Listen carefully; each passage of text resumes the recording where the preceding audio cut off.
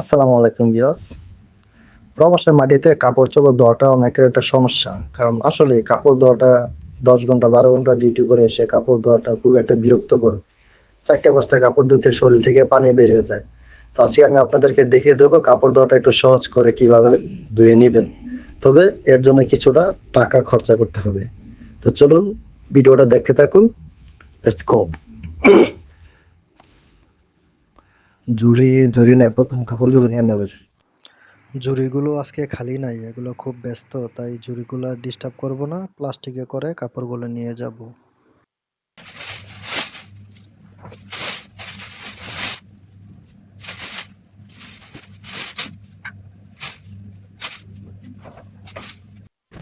কাপড় চোপড়গুলো ব্যাগের ভিতরে ঢুকানোর আগে আপনার প্যান্টের পকেটগুলো চেক করে নেবেন কোনো টিস্যু থাকে কিনা। টিস্যু থাকলে এগুলো বাহির করে ফেলবেন, কারণ টিস্যু সহ যদি মেশিনের ভিতরে ঢুকে টিস্যু গলে আপনার কাপড়ের সাথে মিশে যেতে পারে, আর তখন পুরো কাপড়টাই নষ্ট হয়ে যাবে।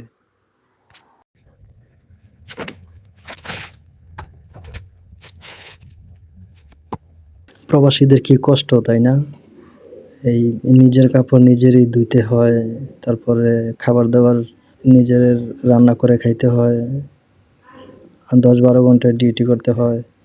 অনেক প্যারা ভাই প্রবাসটা। তারপরও ভালো লাগে, কারণ দেশের অবস্থা দেখলে প্রবাসে আরও কষ্ট হলেও ভালো লাগে থাকতে।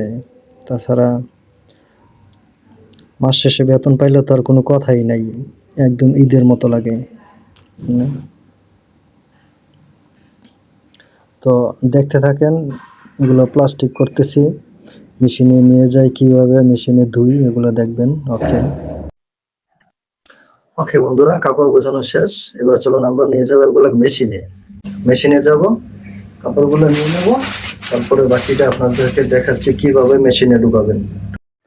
তো এই যে আমাদের দোকান হচ্ছে উপরতলায়, তো উপরতলা থেকে সিঁড়ি দিয়ে নিচতলায় নামবো।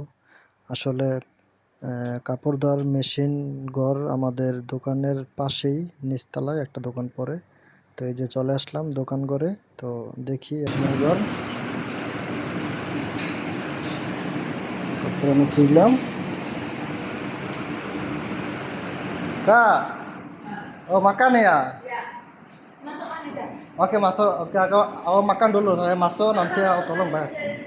ওকে, থ্যাংক ইউ। তো মেশিনে এখন কাপড়গুলো আমি ঢুকিয়ে দেব, ঠিক আছে?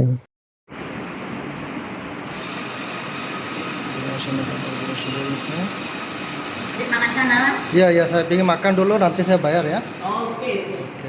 এই মহিলাটা হচ্ছে এই দোকানে কাজ করে, তো এখানে অনলাইনে বায়ার করতে হয়। তো আমি অনলাইনে বায়ার করি নাই, আমার ওই অনলাইনে অ্যাপস নাই, না থাকার কারণে মহিলাটা বায়ার করে দিছে। আর মহিলাটার বলছে আমি খাবার খেয়ে এসে তোকে পরে টাকা দিতাছি। কাপড় ঘরে আজকে কোনো মানুষ নাই, যার জন্য ভিডিওটা বানাতে খুবই এতটা লজ্জা লাগতেছে না, কথা বলতেও স্বাভাবিকভাবে বলতে পারতেছি। এই যে কাপড় মেশিনের ভিতরে ঢুকিয়ে দিছি, এটার ভিতর থেকে সাবান আসবে। 0.5 ঘন্টার মতন সময় লাগবে আর কি।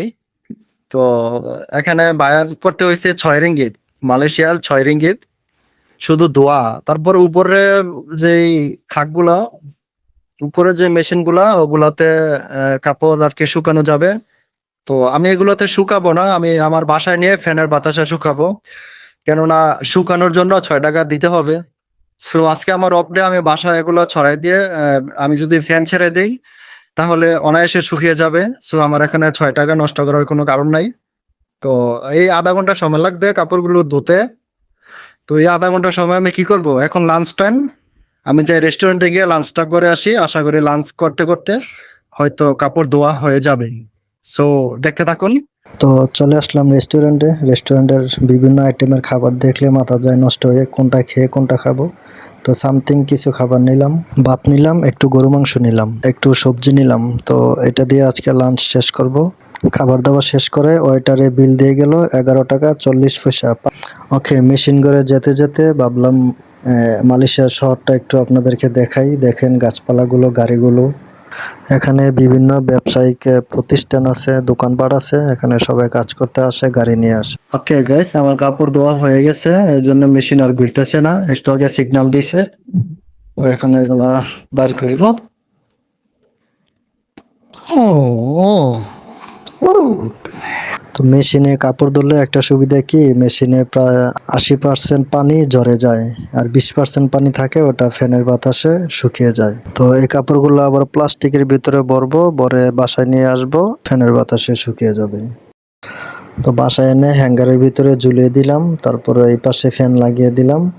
এখন হয়তোবা 1-1.5 ঘন্টা ফ্যান লাগিয়ে রাখলে কাপড় শুকিয়ে যাবে, আর কোনো সমস্যা হবে না। তবে আপনারা যদি কন্টিনিউ মেশিনে কাপড় ধোন, তাহলে কাপড়ের একটা সমস্যা হয় কি, মানে মেশিনে যেভাবে কাপড় ধোয়, মেশিনটে মানে কাপড়টারে ঘুরাইতে ঘুরাইতে মানে একদম কাপড়ের 12টা বাজিয়ে ফেলে। সো কন্টিনিউ মেশিনে কাপড় না ধুলেই আর কি ভালো হয়, হাতেই কাপড় ধোয়াটা সবচেয়ে বেটার, কাপড়ের মান ভালো থাকে। মেশিনে কাপড় ধুইলে আপনার হচ্ছে যে কাপড়ের রংটা উঠে যায়, তারপরে সুতায় কিছু প্রবলেম করে, কাপড়টা মানে একদম সফট করে ফেলে, কাপড়টা মানে আগের মতন শক্ত থাকে না। তো আমি অবশ্যই সব সময় কাপড় মেশিনে ধুই না। যখনই আমার বেডিং পত্র ধুইতে হয়, যেমন আপনার বালিশের কাভার, বিছানার চাদর, গায়ে দেওয়া সিম্পল কম্বলটা ধুইতে হয়, তখনই আমি আমার কাপড়গুলো একসাথে ধুয়ে নিয়ে আসি। তবে আপনারা চেষ্টা করবেন নিজের হাতে কাপড় ধুইতে। মেশিনে কাপড় ধুইতে পারেন মাঝে মাঝে, যখন অসুস্থ হন বা কাপড় ধোয়ার মতন ওইরকম শরীরের কন্ডিশন ভালো না থাকে, তখন মেশিনে কাপড়টা ধুইতে পারেন। এছাড়া হাতে ধুইলেই সবচেয়ে বেটার হয়, কাপড়ের মান ভালো থাকে এবং লাস্টিং করে কাপড়টা। সো ভালো থাকবেন, আজকে এই পর্যন্তই। ভিডিওটা ভালো লাগলে একটা লাইক করেন।